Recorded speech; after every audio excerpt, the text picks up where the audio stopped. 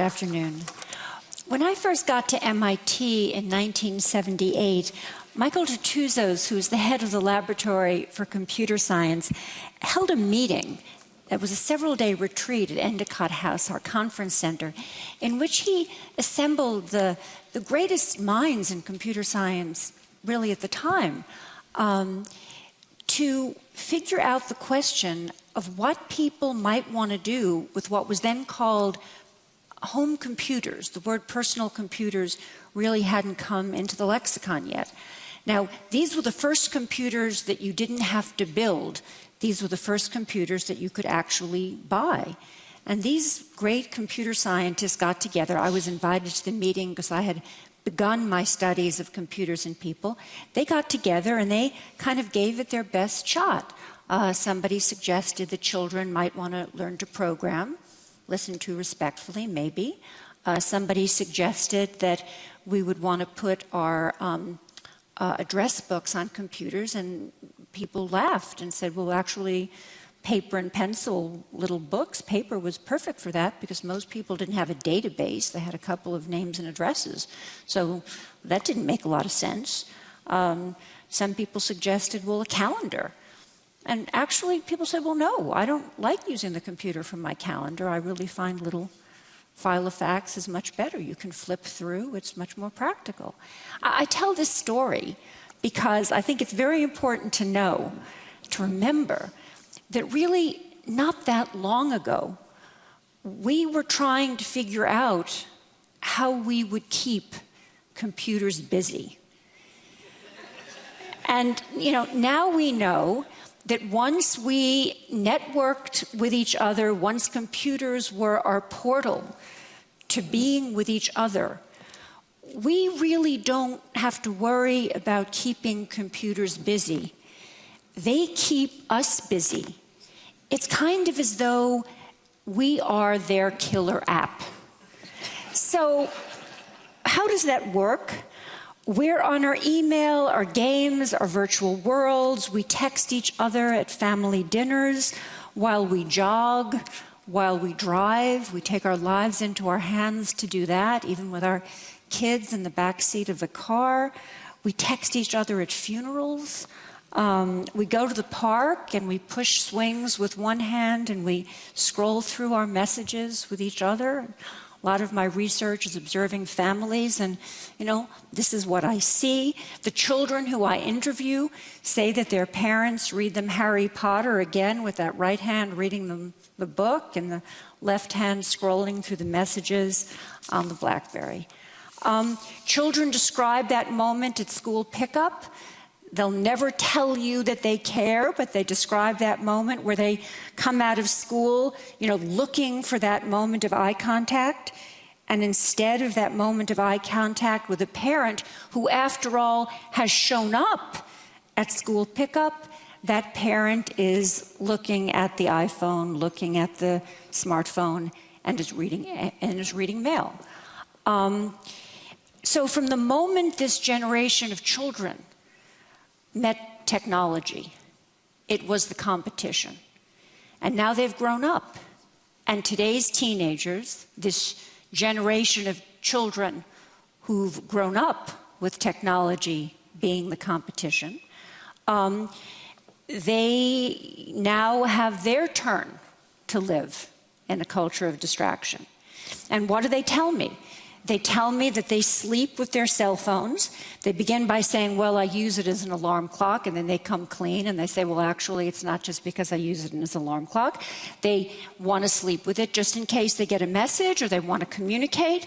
And then they say that even when their phones are put away, let's say relegated to their school locker, they know when they have a message or a call. They feel that they can tell at long distance that they have a message or a call. They say they can just sense it. Indeed, adults as well as teens report that they feel their phones vibrating, even when they are not. This is a well-known phenomenon. It's called the phantom ring. It's been reported all over. When you take our phones away from us, we become anxious. We become impossible, really. Modern technology has become like a phantom limb. It is so much a part of us. So what is the arc of the story that I want to tell? Only 15 years ago, looking at the early internet, I felt an incredible sense of optimism. I saw a place for identity experimentation. I called it an identity workshop for trying out aspects of self that were hard to experiment with in the physical real. And all of this happens, and all of this is still wondrous. But what I didn't see coming, and I like to tell my students, call me not prescient. What I didn't see coming, and what we have now, is that mobile connectivity, that world of devices, always on and always on us, would mean that we would be able to basically bail out of the physical real at any time to go to all of the other places and spaces that we have available to us and that we would want to. One man I interviewed who plays with his kids in the park while he talks to his virtual mistress on iPhone calls it the life mix. So I guess you could say that what I'm talking about are the perils of going from multitasking to multi-lifing, the perils of the life mix. Technology proposes itself as the architect of our intimacies, and these days there is no coyness about its aspiration to substitute life on the screen for the other kind. Technology is seductive when its affordances meet our human vulnerabilities. And it turns out we are very vulnerable indeed. We are lonely, but fearful of intimacy. Connectivity offers, for many of us, the illusion of companionship without the demands of friendship. We can't get enough of each other if we can have each other at a distance in amounts that we can control. Think of Goldilocks, not too close, not too far, just right. Connection made to measure. That's the new promise. The ability to hide from each other even as we are continually connected to each other. To put it too simply, we would rather text than talk. Online connections bring so many bounties, but our lives of continual connection also leave us vulnerable. Often we're too busy communicating to think, too busy communicating to create, too busy communicating to really connect with the people we're with in the ways that would really count. In continual contact, we're alone together. To paraphrase Thoreau, where do we live and what do we live for in our new tethered lives? Or in other words, what do we have now that we have what we say we want, now that we have what technology makes easy? In corporations, among circles of teenage and adult friends, within academic departments, people readily admit that they would rather text or send an email than talk face to face. Some who say, I live my life on my BlackBerry, are forthright about avoiding real-time commitment of a phone call. When you text, one young man says, you have more time to think about what you're writing. On the telephone, too much might show. Here we use technology to dial down human contact, and there's that Goldilocks thing, to titrate its nature and extent. People are comforted by being in touch with a lot of people whom they also keep at bay. And we confront a paradox. We insist that our world is increasingly complex, yet we've created a communications culture that has decreased the time available for us to sit and think uninterrupted. We ramp up the volume and velocity of communication, but we start to expect fast answers, and yet in order to get them, we ask each other simpler questions. We start to dumb down our communication, even on the most important matters. Shakespeare might have said, "We are consumed with that which we are nourished by." This flood of connection affects the development of the self in many ways. Here, I'm just going to mention one of them. Let's call it, I share, therefore I am. For so many I have studied, things go from, I have a feeling, I want to make a call, to I want to have a feeling, I need to send a text. In other words, the validation of a feeling becomes part of establishing it. More than this, what is not being cultivated is the ability to be alone, to gather oneself. There is a great psychological truth. If we don't teach our children to be alone, they will only know how to be lonely.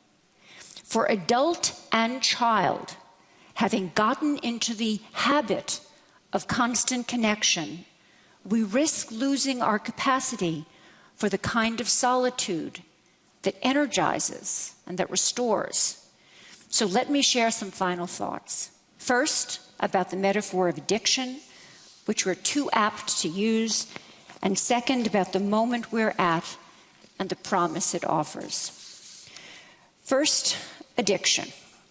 People are compelled by that little red light on the BlackBerry that tells them a message is waiting. I ask them why, and they talk about their mobile device as the place for hope in their life, the place where something new will come to them, the place where loneliness can be defeated.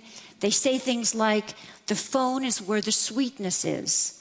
We're vulnerable to the constant feelings of connection that technology offers. We should focus on this vulnerability because we can work on getting less vulnerable. However apt, we can ill afford the metaphor of addiction, because if you're addicted, you have only one solution. You have to get rid of that substance. And we know that we are not going to get rid of the internet. We are not going to get rid of social networking.